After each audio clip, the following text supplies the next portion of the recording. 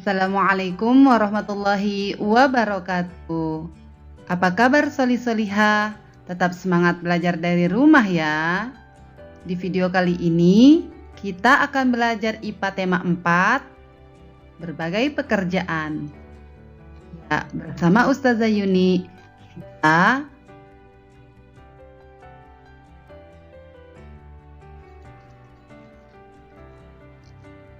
pentingnya keseimbangan sumber daya alam dan pelestarian sumber daya alam.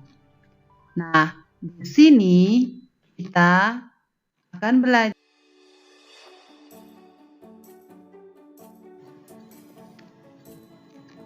Yang pertama, sebelum kita masuk materi, kalian tahu apa sih sumber daya alam itu? Ya, sumber daya alam adalah segala sesuatu yang ada di alam dan dapat dimanfaatkan oleh manusia. Jadi, semua yang sudah Allah ciptakan di alam ini, baik berupa tumbuhan, hewan, ataupun benda mati lainnya yang dapat dimanfaatkan oleh manusia, itulah yang disebut dengan sumber daya alam. Ini kita akan mempelajari mengenai keseimbangan sumber daya alam dan pelestarian sumber daya alam. Nah, akan kita bahas adalah ada tiga macam yang akan kita bahas. Yang pertama, sumber daya alam dan manfaatnya. Yang kedua, penyebab kerusakan sumber daya alam. Dan yang ketiga, upaya menjaga kelestarian sumber daya alam. Kita mulai dari yang pertama ya, sumber daya alam dan manfaatnya. Pada sumber daya alam dan manfaatnya, kita akan membahas tentang manfaat hutan. Manfaat hutan yang pertama adalah menyediakan udara bersih. Karena seperti yang sudah kita ketahui, bahwa hutan dan tumbuhan-tumbuhan yang ada di dalam hutan itu menghasilkan oksigen dari hasil fotosintesis. Nah, oksigen itulah dengan oksigen itulah kita dapat menghirup udara segar setiap hari dan menciptakan udara bersih. Nah, selanjutnya menjaga pasokan air bersih. Ya, seperti yang sudah kita ketahui bahwa akar-akar tanaman atau akar tumbuhan atau akar pohon-pohon yang ada di hutan sangat menjulang ke tanah, di mana akar-akar itu berfungsi untuk menahan air hujan yang masuk ke dalam tanah. Jadi air tanah, sehingga dengan adanya hutan, kita akan mendapatkan pasokan air bersih setiap saat, bahkan pada saat musim kemarau. Jadi fungsi dari akar-akar tumbuhan atau akar pohon di hutan itu adalah menjaga agar air tetap tersedia di dalam tanah. Selanjutnya, manfaat hutan berikutnya adalah mencegah terjadinya perubahan cuaca yang ekstrim. Jadi, karena adanya pohon-pohon yang menghasilkan oksigen, kemudian menjaga pasokan air bersih, tumbuhan di hutan juga berfungsi untuk mencegah terjadinya perubahan cuaca yang ekstrim atau perubahan cuaca yang dari sangat panas menjadi sangat dingin. Sehingga dengan adanya hutan atau pohon-pohon yang ada di hutan dapat mencegah perubahan cuaca yang ekstrim. Selanjutnya, mencegah bencana banjir dan erosi serta kekeringan. Jadi, manfaat hutan yang lain adalah mencegah banjir, erosi, dan kekeringan, di mana seperti yang sudah dijelaskan sebelumnya, adanya akar-akar pada pohon-pohon di hutan dapat menahan agar tidak terjadi erosi saat musim hujan atau tidak terjadi banjir. Bahkan dengan adanya akar-akar yang kuat yang menahan air tanah tetap tersedia sehingga tetap menjaga pasokan air bersih pada saat musim kering atau pada saat musim kemarau sehingga tidak terjadi kekeringan. dan kekurangan air bersih. Selanjutnya, fungsi hutan berikutnya menjaga ketersediaan sumber daya alam, di mana hutan yang terjaga akan menyediakan sumber daya alam yang sangat berlimpah yang dapat dimanfaatkan oleh manusia, baik berupa tumbuhan ataupun hewan di dalamnya. Manfaat hutan yang lain adalah menjaga keanekaragaman hewan dan tumbuhan. Nah, karena di hutan itu adalah habitat dari hewan dan tumbuhan, sehingga dengan adanya hutan yang terjaga, keanekaragaman hewan dan tumbuhan pun akan terjaga. Nah, berikut adalah gambar dari hutan yang masih terjaga kelestariannya. Nah, ini adalah gambar dari pohon bakau. Oke, di sini kita akan membahas manfaat hutan bakau. Manfaat hutan bakau yang pertama adalah melindungi pantai dari erosi dan abrasi. Kalian tahu nggak sih abrasi itu apa? Nah, tadi erosi adalah pengikisan tanah oleh air hujan. Kalau abrasi itu pengikisan oleh air laut. Nah, yang pertama, fungsi dari hutan bakau adalah melindungi pantai dari erosi dan abrasi, di mana dengan adanya bakau di pesisir pantai bermanfaat untuk menjaga agar garis pantai tetap stabil dan tidak terkikis oleh terpaan ombak. Rumpun-rumpun bakau mampu menyerap energi gelombang yang datang sehingga hanya riak gelombang yang sampai di sisi pantai. Selanjutnya, manfaat hutan bakau adalah menahan rembesan air laut ke darat. Kemudian, fungsi yang lain sebagai perangkap zat-zat pencemaran dan limbah industri.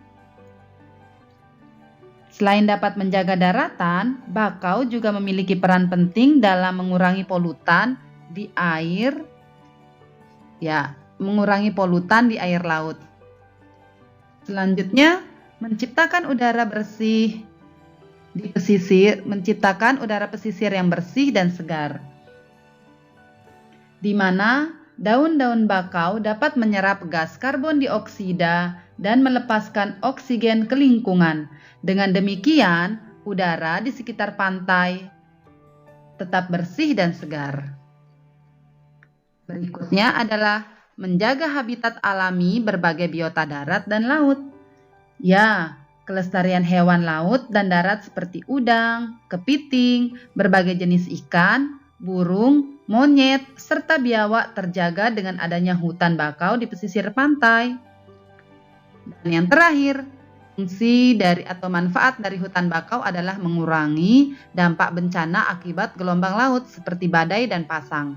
Nah, seperti yang dijelaskan sebelumnya, di mana akar-akar bakau itu dapat melindungi pantai, dapat memecah ombak, sehingga yang hanya riak-riak ombak kecil yang sampai ke pantai. Oke, berikut adalah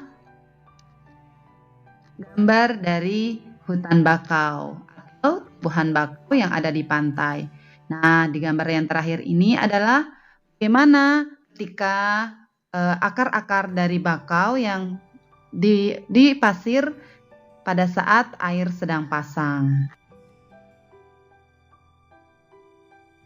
Oke, jadi dengan adanya kelestarian hutan dan lingkungan, kita akan memperoleh sumber daya alam yang melimpah. Di mana sumber daya alam yang melimpah ini dapat kita oleh dari lingkungan yang terjaga. Tapi jika lingkungan kita tidak terjaga kelestariannya, yang diakibatkan dari pencemaran lingkungan dan kerusakan lingkungan serta hutan, maka sumber daya alam yang ada akan menjadi sedikit.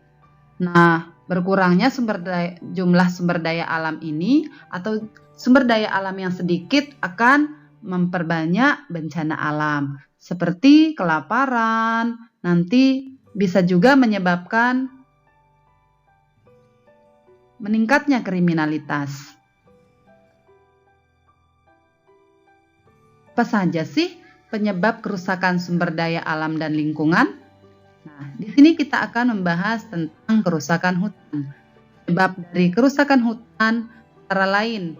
Yang pertama adalah illegal logging atau pembalakan liar atau penebangan hutan secara liar. Memilih pohon yang mana harus ditebang. Jadi seluruh pohon-pohon yang ada di hutan ditebang secara liar. Selanjutnya, yang menyebabkan kerusakan hutan adalah kebakaran hutan serta perambatan hutan untuk lahan pertanian atau untuk perkebunan. Jadi pembukaan hutan untuk pertanian dan perkebunan itu walaupun mungkin menguntungkan sebagian manusia, tapi secara umum sangat merugikan, lebih banyak orang menguntungkan orang. Jadi perambatan hutan untuk membuka lahan pertanian atau perkebunan dapat sangat merusak hutan dan juga merugikan banyak orang. Apa sih akibat dari kerusakan hutan? Yang pertama, jadi perubahan iklim.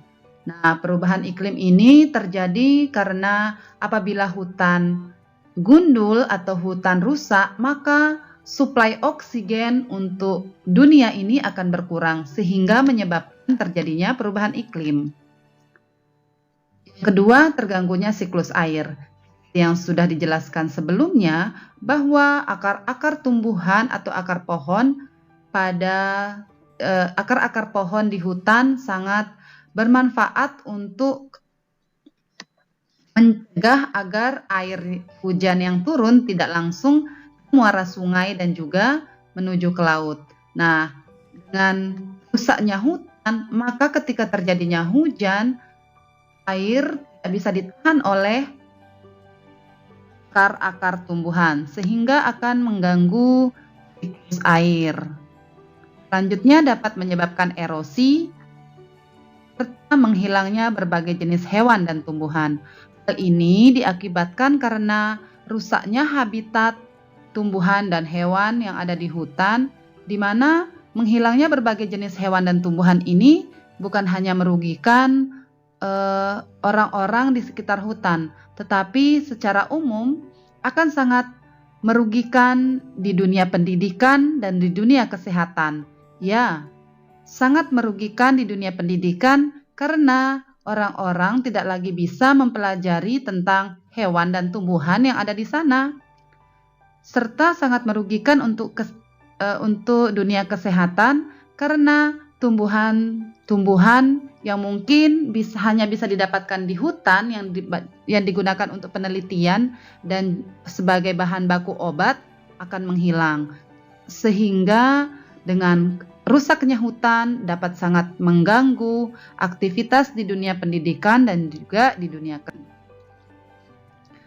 Nah, berikut adalah contoh dari kerusakan hutan.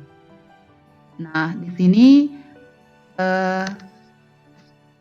ini akibat dari penebangan secara liar, kemudian pembukaan hutan serta ini adalah illegal logging atau pembalakan liar, dan mungkin ini juga disebabkan juga oleh kebakaran hutan. Sumber daya alam dan lingkungan yang lain, yaitu ada kerusakan sungai, di mana kerusakan sungai ini jadi akibat membuang limbah ke sungai, entah itu dalam bentuk limbah sampah atau limbah cair hasil dari atau limbah buangan dari pabrik. Misalnya jika dibuang ke sungai, nah limbah sampah dan limbah cair ini dapat mengakibatkan sungai menjadi sangat kotor, keruh dan juga sangat bau. Selanjutnya, yang menyebabkan kerusakan sungai adalah limbah deterjen serta pupuk yang dapat mengakibatkan pertumbuhan tumbuhan yang tidak terkendali. Walaupun mungkin tidak sengaja pupuk serta deterjen ini masuk ke dalam badan sungai, itu dapat sangat mengganggu ekosistem yang ada di dalamnya. Nah, bisa jadi menyebabkan ikan-ikan banyak mati, kemudian banyaknya tumbuhan yang tumbuh tak terkendali di permukaan air sungai akan sangat mengganggu masuknya cahaya matahari ke dalam air, sehingga sangat mengganggu ekosistem di dalam sungai. Selanjutnya, kerusakan laut. Kerusakan laut dapat diakibatkan oleh limbah dari muara sungai. Ya, pembuangan sampah atau limbah cair dalam sungai akan terus terbawa hingga ke muara sungai dan mencapai laut. Nah, itu juga yang akan menyebabkan kerusakan di laut. Kerusakan laut berikutnya dapat diakibatkan oleh penangkapan ikan dengan racun serta bom, dan juga penangkapan ikan menggunakan pukat harimau, di mana dengan penangkapan ikan dengan pukat harimau dapat mengakibatkan ikan-ikan kecil atau benih-benih ikan juga ikut tertangkap, sehingga tidak ada yang akan menjadi ikan dewasa nantinya. Selanjutnya, tumpahan minyak dari kilang minyak, di mana tumpahan minyak di laut ini dapat sangat mengganggu proses masuknya cahaya matahari ke dalam laut, sehingga sangat mengganggu ekosistem di laut. Kerusakan sungai dan laut. Nah, seperti inilah gambarnya, di mana banyak sampah yang bertebaran di sana. Terlihat sangat kotor dan sepertinya sangat bau. Bukan sepertinya lagi, memang akan menyebabkan sangat bau. Nah, ini juga adalah gambar dari laut yang sudah tercemar oleh sampah. Lalu, apa sih upaya yang dapat kita lakukan untuk melestarikan sumber daya alam? Kita dapat melestarikan sumber daya alam dengan cara memperbanyak sumber daya alam. Selanjutnya, melihara sumber daya alam, kemudian melindungi sumber daya alam, serta menghemat sumber daya alam.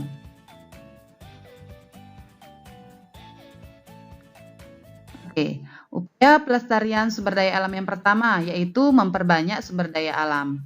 Memperbanyak sumber daya alam dapat kita lakukan dengan cara menanam pohon. Selanjutnya, menanam sumber pangan seperti padi, jagung, menanam buah, serta membuat perkebunan, sehingga sumber pangan akan tetap tersedia untuk manusia. Nah, memperbanyak sumber daya alam juga dapat kita lakukan dengan membuat peternakan seperti peternakan sapi, peternakan ayam, peternakan bebek, juga dengan cara membuat tambak ikan. Selanjutnya, upaya melestarikan sumber daya alam yang kedua yaitu dengan cara memelihara sumber daya alam, yang dapat kita lakukan dengan cara yang pertama, reboisasi atau menanam kembali hutan yang gundul.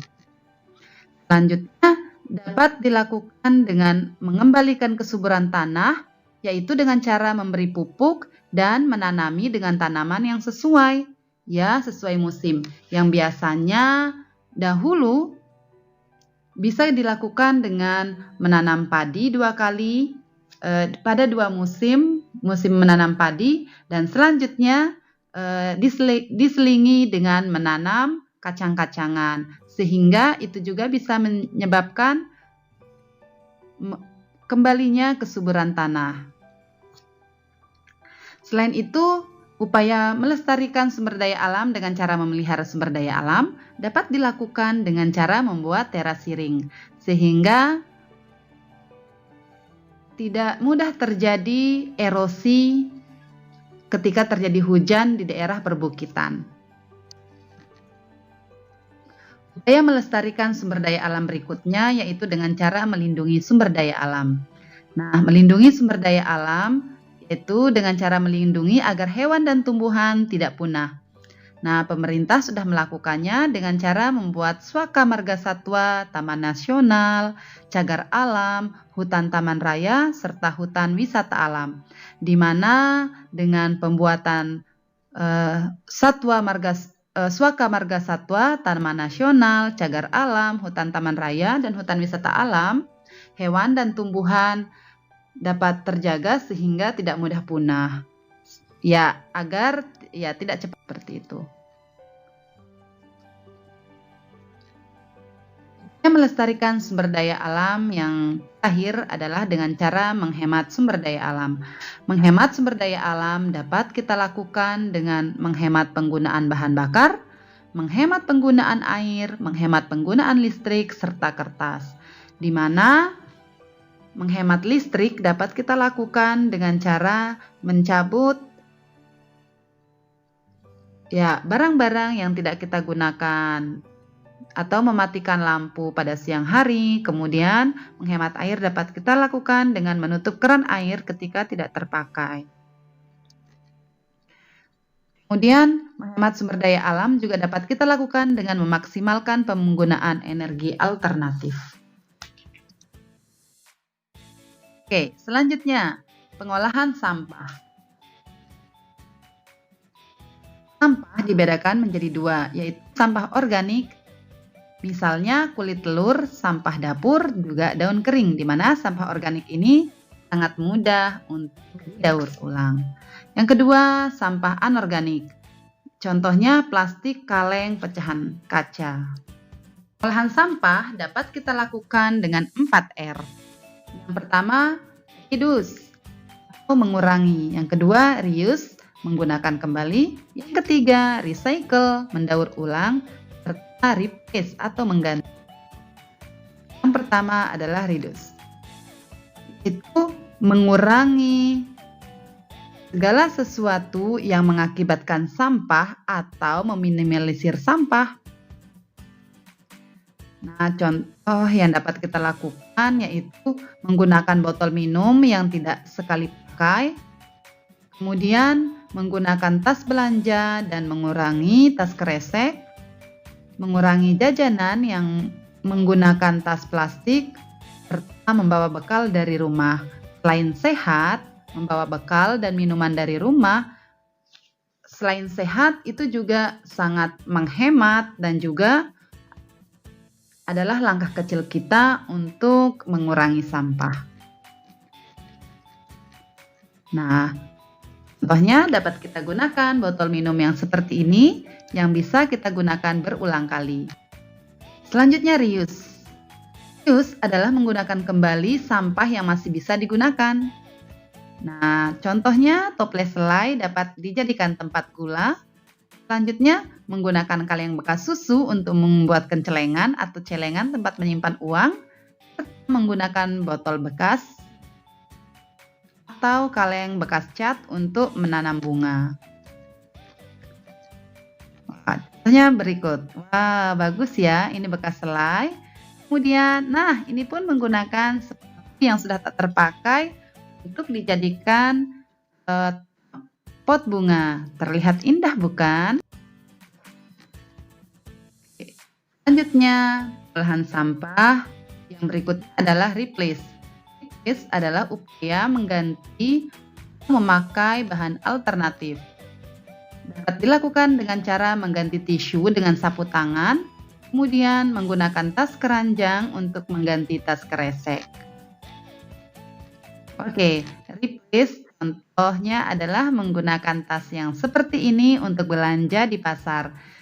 Nah, dengan tas yang seperti ini bisa digunakan berulang kali dan juga akan menghemat atau mengurangi penggunaan kantong kresek yang sangat susah terurai.